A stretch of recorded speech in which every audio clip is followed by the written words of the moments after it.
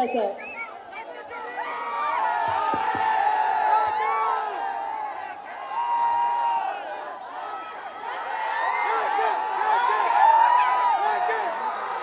ಎಲ್ರಿಗೂ ನಮಸ್ಕಾರ. ಥಾಮಸ್, ತುಂಬಾ ಖುಷಿ ಆಗ್ತಿದೆ ನನಗೆ.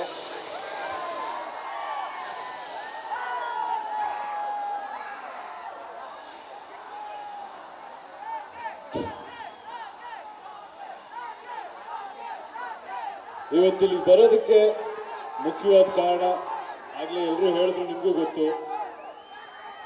ನಮ್ಮ ನಿರ್ಮಾಪಕರಾದ ಇ ಕೃಷ್ಣಪ್ಪ ಅವರು ಹಾಗೂ ಇಡೀ ತಂಡ ನನ್ನ ಬದುಕಲ್ಲಿ ಒಂದಲ್ಲ ಒಂದು ರೀತಿ ಅವರ ಶ್ರಮದಿಂದ, ಅವ್ರ ಕೊಡುಗೆಯಿಂದ ನಾನು ಇಲ್ಲಿ ನಿಂತಿದ್ದೀನಿ ಇವತ್ತು.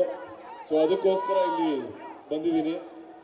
ನಾನು ಮೊದಲೊಂದು ಚಿಕ್ಕ ಇನ್ಸಿಡೆಂಟ್ ಹೇಳೋಕ್ಕೆ ಇಷ್ಟಪಡ್ತೀನಿ, ಯಾವ ಥರ ವ್ಯಕ್ತಿತ್ವ ಇ ಕೃಷ್ಣಪ್ಪ ಅವ್ರದ್ದು ಅಂತ ಹೇಳೋದಕ್ಕೆ. ಇವತ್ತು ಅವ್ರು ನನ್ನ ಹೊಗಳ್ತಾ ಇದ್ದಾರೆ, ನಾನು ಬಂದಿದ್ದಕ್ಕೆ ಥ್ಯಾಂಕ್ಸ್ ಅಂತ ಇದ್ದಾರೆ. ಬಟ್ ನಾನೊಂದು ಮಾತು ಹೇಳಬೇಕು. ನಾನು ಮೊದಲು ಸೀರಿಯಲಲ್ಲಿ ಆ್ಯಕ್ಟ್ ಮಾಡ್ತಿರ್ಬೇಕಾದ್ರೆ ಸಾಮಾನ್ಯವಾಗಿ ಹೀರೋ ಚಾನ್ಸ್ ಬರುತ್ತಲ್ಲ, ಎಲ್ಲರೂ ಕೇಳ್ತಾ ಇದ್ರು ನೆಕ್ಸ್ಟ್ ಏನು ಮಾಡ್ತೀಯಪ್ಪ. ಯಾಕಂದ್ರೆ ನಾನು ಸೀರಿಯಲ್ ಆ್ಯಕ್ಟ್ ಮಾಡಬೇಕಾದ್ರೆ ತುಂಬ ಜನ ಮಾತಾಡ್ತಾ ಇದ್ರೆ, ಹುಡುಗ ಹೀರೋ ಆಗ್ಬೋದು, ಒಂದಲ್ಲ ಒಂದಿನ ಹೀರೋ ಆಗ್ತಾನೆ ಅಂತ ತುಂಬ ಜನ ಮನೇಲಿ ಮಾತಾಡ್ತಿದ್ವಿ ಅಂತ ನನಗೆ ಹೇಳ್ತಾರೆ. ಆ ಒಂದು ದಿನಗಳಲ್ಲಿ ಸುಮಾರು ಸಿನಿಮಾ ನನಗೆ ಆಫರ್ ಬರ್ತಾ ಇತ್ತು. ನಾನು ಕತೆ ಕೇಳ್ತಾ ಇದ್ದೆ. ಕತೆ ಸರ್ ಸ್ಟೋರಿ ಏನು ಅಂತ ಕೇಳೋದಕ್ಕೆ ಬೇಜಾರು ಮಾಡ್ಕೊಂಡ್ಬಿಡ್ತಾ ಇದ್ರು ಎಲ್ಲರೂ. ಏನಪ್ಪ ಅವನಿಗೆ ಇಷ್ಟೊಂದು ಕೊಬ್ಬು, ಸ್ಟೋರಿ ಕೇಳ್ತಾನೆ, ಚಾನ್ಸ್ ಕೊಟ್ರಿ ಅಂತ. ನಂದೇನಂದ್ರೆ, ನನಗೆ ಗೊತ್ತಿಲ್ಲದೆ, ನನಗೆ ನಂಬಿಕೆ ಇಲ್ಲದೆ ನಾನು ಏನು ಕೆಲಸ ಹೆಂಗೆ ಮಾಡೋದಕ್ಕೆ ಸಾಧ್ಯ ಹೇಳಿ. ಸೊ ಅದರಿಂದ ನಾನು ಸಾಕಷ್ಟು ಸಿನಿಮಾಗಳು ಮಾಡೇ ಇರಲಿಲ್ಲ. ಯಾವುದೋ ಒಂದು ಸಿನಿಮಾ ಇರೋ ಮಾತಾಡ್ತೀನಿ, ಒಂದು 2 ನಿಮಿಷ.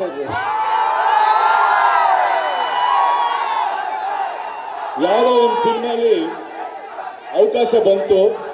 ಒಬ್ರು ಮ್ಯಾನೇಜರ್ ನನಗೆ ಹೇಳಿ ಕಳಿಸಿದ್ರು, ಅಲ್ಲೋ ನೀವು ಕೂಗ್ತಾ ಇರೋ, ನಾನು ಹೆಂಗ್ರೂ ಮಾತಾಡಲಿ, ಒಂದು 2 ನಿಮಿಷ ಇರು. ನನಗೆ ಅವಕಾಶ ಬಂತು. ನಾನು ಶೂಟಿಂಗ್ ಕಂಟಿನ್ಯೂಸ್ ಮಾಡ್ತಿದ್ದೆ, ಹೋಗೋಕ್ಕಾಗಿರ್ಲಿಲ್ಲ. ಒಂದಿನ ಹೋದೆ, ಕೆಳಗಡೆ ಪ್ರೊಡಕ್ಷನ್ ಮ್ಯಾನೇಜರ್ ಸಿಕ್ಕಿದ್ರು. ಸಿಕ್ಕಿದ ತಕ್ಷಣ, ಎಲ್ಲಿ ಸರ್ ನಿಮ್ಮ ನಂಬರ್ ಎಲ್ಲಿಂದ ಹುಡ್ಕೋದು ಸರ್, ಕೈಗೆ ಸಿಗಲ್ವಲ್ಲ, ನೀವು ಅವತ್ತಿಂದ ನಿಮ್ಮನ್ನು ಮೀಟ್ ಮಾಡಬೇಕು ಅಂತ ನಮ್ಮ ಡೈರೆಕ್ಟ್ರು, ಪ್ರೊಡ್ಯೂಸರ್ ನೀವೇ ಬೇಕು ಅಂತ ಕಾಯ್ತಾ ಇದ್ದಾರೆ ಅಂತ ಹೇಳಿದ್ರು. ಹೌದಾ ಸರಿ ಅಂತ ನಾನು ಹೋದೆ.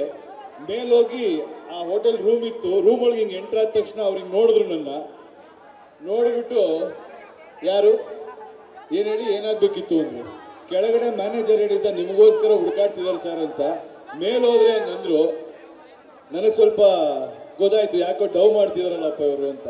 ನಮ್ಗಂಥ ವಿಷಯ ಬಂದರೆ ಸ್ವಲ್ಪ ಟ್ರಿಗರ್ ಆಗುತ್ತೆ ನ್ಯಾಚುರಲ್ ಆಗಿ. ಹೇಳಿ ಸರ್ ಏನು ಸಮಾಚಾರ, ಹಿಂಗೆ ಬರೋಕ್ಕೆ ಕೇಳಿದ್ರಂತೆ ಅಂದೆ. ಫೋಟೋ ಇದೆಯಾ ನಿಮ್ಮದು ಅಂದರು. ಇಲ್ಲ ಫೋಟೋ ಇಲ್ಲ ಅಂದೆ. ಏನ್ರಿ ಆ್ಯಕ್ಟ್ರ್ ಆಗಬೇಕು ಅಂತಿದ್ದೀರಾ, ಫೋಟೋ ತೆಗ್ಸಲ್ವಾ ಅಂದರು.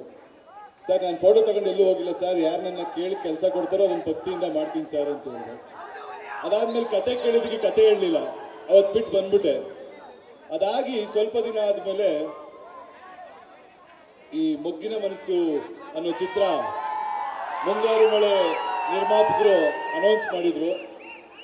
ರಾಧಿಕಾ ನನ್ನ ಫ್ರೆಂಡು. ಸೊ ನನಗೆ ರಾಧಿಕಾ ಆ್ಯಕ್ಟ್ ಮಾಡ್ತಿದ್ದು ಗೊತ್ತಿತ್ತು. ನಾನು ವಿಶ್ ಮಾಡಿದ್ದೇವೆ, ಗುಡ್ ಲಕ್, ಒಳ್ಳೇದಾಗಲಿ, ಫಸ್ಟ್ ಸಿನಿಮಾ ಮಾಡ್ತಾ ಇದೆಯಾ ಅಂತ. ಸೊ ನಾವು ಮಾತಾಡ್ಬೇಕಾದ್ರೆ ಕೇಳಿದಾಗ, ಸಿನಿಮಾ ಮುಗಿದೋಯ್ತು, ಲಾಸ್ಟ್ ಸ್ಕೆಡ್ಯೂಲ್ ಇದೆ ಅಂತ ಹೇಳಿದ್ರು, ನನ್ನ ಸ್ಕೆಡ್ಯೂಲ್ಗೆ ಹೋಗ್ತಾ ಇದ್ದೀವಿ ಅಂತ. ಸೊ ನನಗೆ ಫೋನ್ ಬಂತು ಇವ್ರ ಆಫೀಸಿಂದ, ಈ ಥರ ಬಂದು ಮಾತಾಡಿ ಅಂತ ಶಶಾಂಕ್ ಅವ್ರ ಕಡೆಯಿಂದ. ಆ್ಯಂಡ್ ನಮ್ಮ ಗಂಗಣ್ಣ ಮತ್ತು ನಮ್ಮ ಗೋವಿಂದು ಅಂತ ನನ್ನ ಫ್ರೆಂಡ್ ಇದ್ದಾರೆ. ಸೊ ಯಾವಾಗ ನನಗೆ ಫೋನ್ ಬಂತು, ನಾನೊಂದ್ಸಲ ನೆಗ್ಲೆಕ್ಟ್ ಮಾಡಿದೆ. ಪಿಕ್ಚರೇ ಮುಗ್ದೋಗಿದೆ ಅಂತಿದ್ರೆ ಯಾರೋ ಸುಮ್ಮನೆ ಕಾಗೆ ಹಾರಿಸ್ತಿರ್ಬೇಕು ಅಂತ ನಾನು ಅಷ್ಟು ಇಂಟ್ರೆಸ್ಟ್ ತೋರಿಸ್ತಿಲ್ಲ. ಅದಾದಮೇಲೆ ನನಗೆ ಮತ್ತೆ ಫೋನ್ ಬಂತು, ಏನ್ರಿ ನಿಮಗೆ ಕರೆದ್ರೆ ಬಂದೇ ಇಲ್ಲ ನೀವು ಅಂತ. ಅವಾಗ ನಾನು ನಮ್ಮ ಗೋವಿಂದು ಕೇಳಿದೆ, ಏನು ಗೋವಿಂದು ಈ ಥರ ನಿಜಾನ ಅಂತ. ಹೌದು ಕರಿತಾ ಇದ್ದಾರೆ ನಿಜ ಅಂತ ಹೇಳಿದ್ರು. ಗಂಗಣ್ಣನು ಕರೆದ್ರು. ನೆಕ್ಸ್ಟ್ ಅವಾಗ ರಾಧಿಕಂಗೆ ಫೋನ್ ಮಾಡಿದೆ ನಾನು, ಏನಮ್ಮ ಈ ಥರ ಹೇಳ್ತಾ ಇದ್ದಾರೆ, ಪಿಕ್ಚರ್ ಮುಗಿದೋಯ್ತು ಅಂತ ನೀನು ಹೇಳ್ತೀವಿ, ಇವರೇನೋ ಕರಿತಾ ಇದ್ದಾರೆ ಅಂತ. ಸೊ ಅವಾಗ ಅಲ್ಲಿ ಆ್ಯಕ್ಟ್ ಮಾಡಬೇಕಾಗಿದ್ದವ್ರು ಕಾಲೇಟಾಗಿತ್ತು ಅಂದ್ಬಿಟ್ಟು ಅಲ್ಲಿಗೆ ನನಗೆ ಚಾನ್ಸ್ ಸಿಕ್ತು. ಬಟ್ ಅವತ್ತು ನಾನು ಒಳಗೆ ಹೋದಾಗ ಫಸ್ಟ್ ನಿರ್ದೇಶಕರು ಸಿಕ್ಕಿದ್ರು. ಅವ್ರ ಕತೆ ಕೇಳಿದ ತಕ್ಷಣ ನೀಟಾಗಿ ಕತೆ ಹೇಳ್ಬಿಟ್ರು, ಸಾಂಗ್ಸು ಕೇಳಿಸ್ಬಿಟ್ರು ಶಶಾಂಕ್ ಅವರು. ಸೊ ಅದಕ್ಕೆ ನನಗೆ ಇವತ್ತಿಗೂ ಅವ್ರ ಮೇಲೆ ಅದೇ ರೆಸ್ಪೆಕ್ಟು, ಅವತ್ತು ನನ್ನ ನಡೆಸ್ಕೊಂಡ ರೀತಿಗೆ. ಆಮೇಲೆ ಗಂಗಣ್ಣ ಒಳಗಡೆ ಕರ್ಕೊಂಡು ಹೋದ್ರು. ಇವ್ರದ್ದೊಂದು ಚೇಂಬರ್ ಇತ್ತು, ಇ ಕೃಷ್ಣಪ್ಪ ಅವ್ರದ್ದು. ಕೃಷ್ಣಪ್ಪ ಸರ್ ಒಳಗೆ ಕೂತಿದ್ರು, ಹಿಂಗೆ ನನ್ನ ಒಳಗೆ ಕರ್ಕೊಂಡೋದ ತಕ್ಷಣ ಹಿಂಗೆ ಡೋರ್ ಓಪನ್ ಮಾಡಿದ್ರು, ಏನೋ ಫೈಲ್ ತೊಗೊಂಡು ನೋಡ್ತಿದ್ರು. ನಾನು ನೋಡಿದ ತಕ್ಷಣ ಅವರೇ ನಮ್ಮ ಸೀರಿಯಲಲ್ಲಿ ಆ್ಯಕ್ಟ್ ಮಾಡ್ತಿದ್ಯಲ್ಲಪ್ಪ, ಓ ಸೂಪರ್ ಒಳ್ಳೆ ಹುಡುಗ ಅಂದರು. ಅವರು ಮುಂಗಾರು ಮನೆ ತೆಗೆದಿರೋ ನಿರ್ಮಾಪಕರು, ಅವರು ಹೇಳ್ಬೋದಿತ್ತು ಯಾರಪ್ಪ ಅಂತ, ಬಟ್ ಅದನ್ನು ಗುರುತಿಸಿ ಹೇಳಿದ್ರು. ಗಂಗಣ್ಣ ಆಗಿ ಹೇಳಿದ್ರು, ಅಣ್ಣ ಈ ಥರ ನಮ್ಮ ಸಿನಿಮಾಗೆ ಹೀರೋ ಮಾಡಬೇಕು ಅಂತಿದ್ದೀವಿ ಅಂತ. ಒಳ್ಳೇದಾಗಲಿ ಮಾಡಪ್ಪ ಅಂದ್ಬಿಟ್ಟು ಅವ್ರ ಫೈಲ್ಗೆ ಹೋಗ್ಬಿಟ್ರು. ಅಷ್ಟೇ. ಆ ವ್ಯಕ್ತಿ ಅವತ್ತು ನಡ್ಕೊಂಡಿದ್ದ ರೀತಿಗೆ ಇವತ್ತವರೆಗೂ ನನಗೆ ಅವ್ರ ಮೇಲೆ ಗೌರವ ಇದೆ. ಆ್ಯಂಡ್ ಆ ಸಂಸ್ಥೆ ಒಬ್ಬ ಹೊಸ ಕಲಾವಿದನಿಗೆ ಚಾನ್ಸ್ ಕೊಟ್ಟಿದ್ರಿಂದನೇ ಮುಂದೆ ಎಲ್ಲ ನನ್ನ ಜೀವನದಲ್ಲಿ ಏನೇನು ನಡೀತು ಅದು ನಡೆದಿದೆ. ಸೊ ಯಾವತ್ತೂ ನಾನು ನಿಮಗೆ ಋಣಿಯಾಗಿರ್ತೀನಿ ಸರ್. ಗಂಗಣ್ಣ ನಿಮಗೂ ಅಷ್ಟೇ. ಅದಾದಮೇಲೆ ಜರ್ನಿ ಬೆಳೀತು, ನಿಮಗೆ ಗೊತ್ತು. ಬಟ್ ಇವತ್ತು ಈ ವೇದಿಕೆಗೆ ಬಂದಾಗ ನನಗೆ ನೋಡಿದಾಗ ಖುಷಿಯಾಗಿದ್ದೇನೆಂದರೆ, ಮುರಳಿ ಮಾಸ್ಟರ್ ಇರ್ಬೋದು, ಹರಿ ಸರ್ ಇರ್ಬೋದು, ನಮ್ಮ ಎಡಿಟರ್ ಪ್ರಕಾಶ್ ಇರ್ಬೋದು, ಯೋಗರಾಜ್ ಭಟ್ ಸರ್ ಇರ್ಬೋದು, ಇವರೆಲ್ಲ ಅವ್ರ ಜೀವನದಲ್ಲಿ ಸಾಕಷ್ಟು ಸಲ ನನಗೋಸ್ಕರ ರಾತ್ರಿ ಹಗಲು ಕೆಲಸ ಮಾಡ್ತಾರೆ. ನಿದ್ದೆಗೆಟ್ಟು ಅವ್ರು ನನ್ನ ಬೆಳೆಸಿದ್ದಾರೆ ಅಂತ ಹೇಳಕ್ಕೆ ಇಷ್ಟಪಡ್ತೀನಿ. ಒಬ್ಬ ವ್ಯಕ್ತಿ ಯಾರು ತಾನಾಗೆ ಬೆಳೆದು ಬಿಡಲ್ಲ. ಅವ್ರ ಸುತ್ತಮುತ್ತ ಸಾಕಷ್ಟು ಜನ ಪಿಲ್ಲರ್ಗಳಾಗಿ ನಿಂತು ಅವರೆಲ್ಲರೂ ಬೆವರಿಸಿ ಒಬ್ಬನ್ನ ಮುಂದೆ ತಳ್ಳಿದ್ರೆ ಆ ಥರ ತಳ್ಳಿ ನಿಂತಿರೋನು ನಾನು. ಆದರೆ ಅವ್ರು ತಳ್ಳಿ ನನಗೆ ಕೊಟ್ಟಿರೋ ಸಪೋರ್ಟಿಂದ ಆ ಜವಾಬ್ದಾರಿ ಇಟ್ಕೊಂಡು ಇನ್ನೂ ಮುಂದೆ ಹೋಗಿ ಅವರು ಖುಷಿ ಪಡೋಂಥ ಕೆಲಸ ಮಾಡಬೇಕು ಅಂತ ಗುರಿ ಇಟ್ಕೊಂಡಿರೋ ನಾನು ಅಂತ ಹೇಳೋಕೆ ಇಷ್ಟಪಡ್ತೀನಿ. ಯಾಕಂದರೆ ಇವತ್ತಿನ ದಿನದಲ್ಲಿ ನಾನು ನೋಡ್ತಾನೆ ಇರ್ತೀನಿ ಕನ್ನಡ ಸಿನಿಮಾ ಅಂದಾಗ ನನಗೆ ತುಂಬ ಬೇಜಾರಾಗೋದು ಏನು ಗೊತ್ತಾ, ಯಾಕೆ ಗೋಲ್ ಆಡೋದಕ್ಕಿಂತ ನಾನು ಒಂದ್ಸಲ ಹೇಳ್ಬಿಡ್ತೀನಿ ಕೇಳಿ. ಯಾವಾಗಲೂ ಕುತ್ಕೊಂಡು ನಾನು ಒಂದ್ಸಲ ಬೈತಾ ಇದ್ದೆ ಜನಕ್ಕೆ, ಕನ್ನಡ ಸಿನಿಮಾ ನೋಡಲ್ಲ, ನಮ್ಮ ಜನಗಳು ಬಂದು ಬೇರೆ ಭಾಷೆ ಸಿನಿಮಾಗಳನ್ನೇ ನೋಡ್ತಾರೆ, ಕನ್ನಡ ಸಿನಿಮಾ ನೋಡಲ್ಲ ಅಂತ ನಾನು ಯಾವುದೋ ಇಂಟರ್ವ್ಯೂಲಿ ಮಾತಾಡಿದ್ದೆ. ಆಮೇಲೆ ಕೂತ್ಕೊಂಡು ಒಂದಿನ ನೋಡ್ತಿರ್ಬೇಕಾದ್ರೆ ನನಗೆ ಅನ್ನಿಸ್ತು, ನಮ್ಮ ಕೆಲಸ ನಾವು ಸರಿ ಮಾಡಿಕೊಂಡು ನಾವು ಒಳ್ಳೆ ಸಿನಿಮಾ ಕೊಟ್ಟರೆ ಕನ್ನಡಿಗರು ಯಾವತ್ತೂ ಕೈ ಬಿಟ್ಟಿಲ್ಲ. ಅಭಿಮಾನಿಗಳು ಯಾವತ್ತಿದ್ರೂ ಒಳ್ಳೆ ಚಿತ್ರನ ಹರಿಸ್ತಾರೆ. ಸೊ ಸಾಕಷ್ಟು ಜನ ಕೇಳ್ತಾ ಇರ್ತಾರೆ ನನಗೆ ಬಂದು ಸಿನಿಮಾಲಿ ಹೊಸಬ್ರಿಗೆ ಲಾಂಚ್ ಮಾಡಿ ಅಥವಾ ಈವೆಂಟ್ ಮಾಡಿ ಅಂತ. ನಾನು ನಂಬೋದು ಒಂದೇ, ಈವೆಂಟಿಂದ ಅಟೆನ್ಷನ್ ಸಿಗ್ಬೋದು, ಬಟ್ ನಿಜವಾದ ಗೆಲುವು ಸಿಗೋದು ನಾವು ಬರ್ತೀವಿ ಅನ್ನೋದ್ರಿಂದಲ್ಲ, ನೀವು ಮಾಡೋ ಕೆಲಸದಿಂದ. ಸೊ ನನ್ನ ಇಂಡಸ್ಟ್ರೀಲಿ ಎಲ್ಲರಿಗೂ ಕೇಳ್ಕೊತೀನಿ, ಅಪ್ಗ್ರೇಡ್ ಆಗೋಣ, ಕೆಲಸ ಕಲಿಯೋಣ, ದೊಡ್ಡ ಗುರಿಗಳಿಟ್ಕೊಳ್ಳೋಣ, ಸ್ವಾಭಿಮಾನ ಬೆಳೆಸ್ಕೊಳ್ಳೋಣ. ಯಾರ ಮುಂದೆನೂ ನಾವು ಕಮ್ಮಿ ಅನ್ನೋ ಯೋಚನೆ ಇಟ್ಕೊಬೇಡಿ, ತಲೆ ತಗ್ಗಿಸ್ಬೇಡಿ. ಬೇಡದು ಬೇಡ, ಕಷ್ಟಪಟ್ಟು ಕೆಲಸ ಮಾಡೋಣ, ಬೇರೆಯವರೆಲ್ಲರೂ ನಮಗೆ ಗೌರವ ಕೊಡೋಂಗೆ ದುಡಿಯೋಣ.